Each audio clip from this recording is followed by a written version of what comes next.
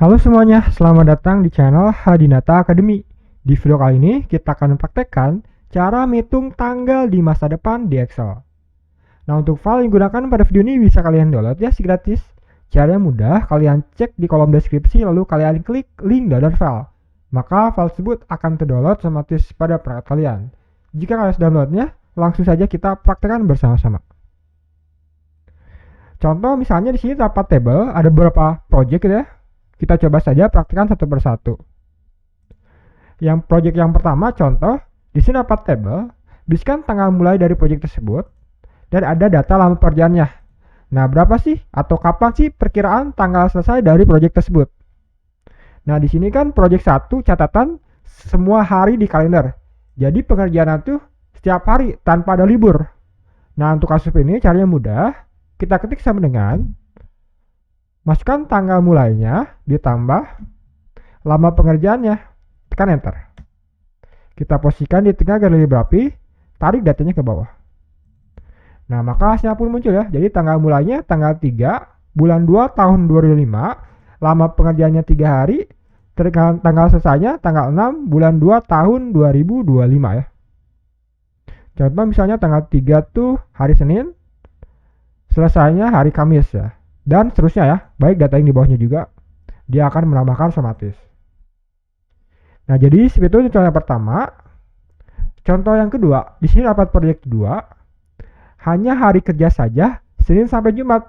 Jadi pengerjaannya itu hari kerja, Senin sampai Jumat, sedangkan Sabtu dan Minggu itu libur ya. Di sini aja juga tanggal bulannya dan pengerjaannya. Nah, untuk kasus seperti ini, kita bisa gunakan rumus yang namanya workday.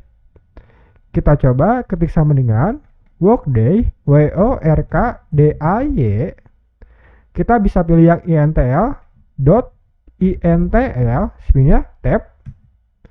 Yang pertama kita misi start ya, tanggal mulainya atau tanggal awalnya, kita masukkan titik koma, lalu kita misi days, hari pengerjaannya, kita klik masukkan titik koma.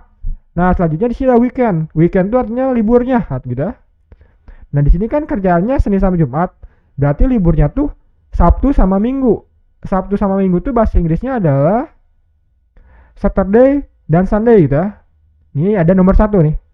Misalnya kalau kalian kerjanya tuh Senin sampai Sabtu, tapi yang libur tuh hanya Minggu aja, berarti pilih yang Sunday only. Sesuaikan ya dengan kriteria yang kalian inginkan. Kita ketik 1, kita bisa langsung tutup kurung. Tekan enter. Nah, maka hasilnya pun muncul ya. Kita posisikan tengah, tarik datanya ke bawah.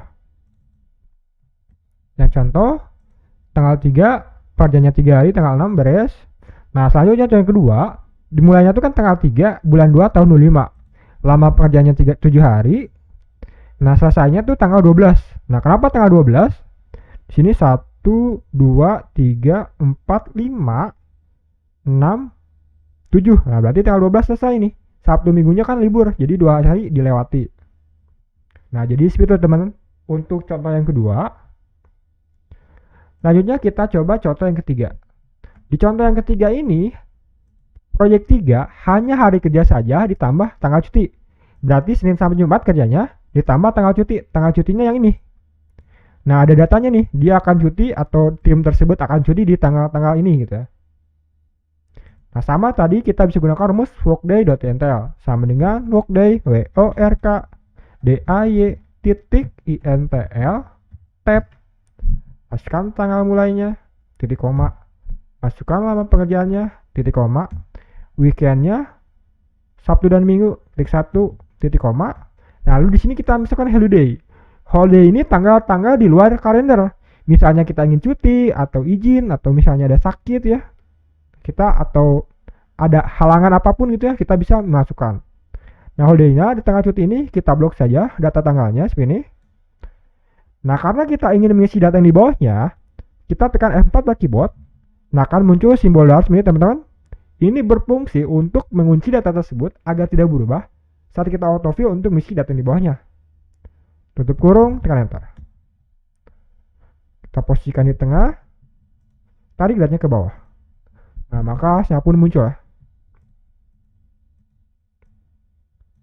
Nah, jadi ini untuk contoh yang ketiga. Selanjutnya contoh yang keempat. project 4 sama seperti project ketiga, tetapi libur hanya minggu saja. Nah, berarti kerjanya tuh Senin sampai Sabtu, libur Minggu, ini tambah tanggal cuti gitu ya, seperti itu.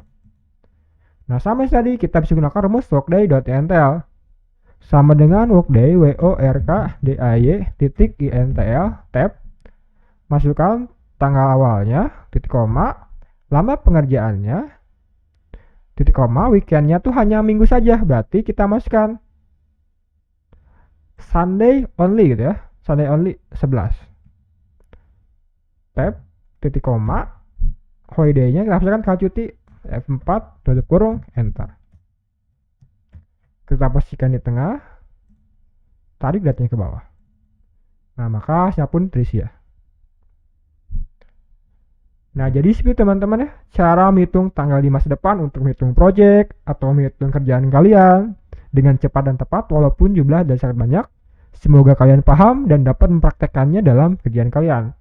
Jika ada yang ditanyakan atau dikoreksi, silakan kalian tulis di kolom komentar. Jangan lupa klik like dan subscribe channel ini karena channel ini akan menampilkan video yang bermanfaat setiap harinya. Terima kasih telah menonton video ini, semoga video ini bermanfaat.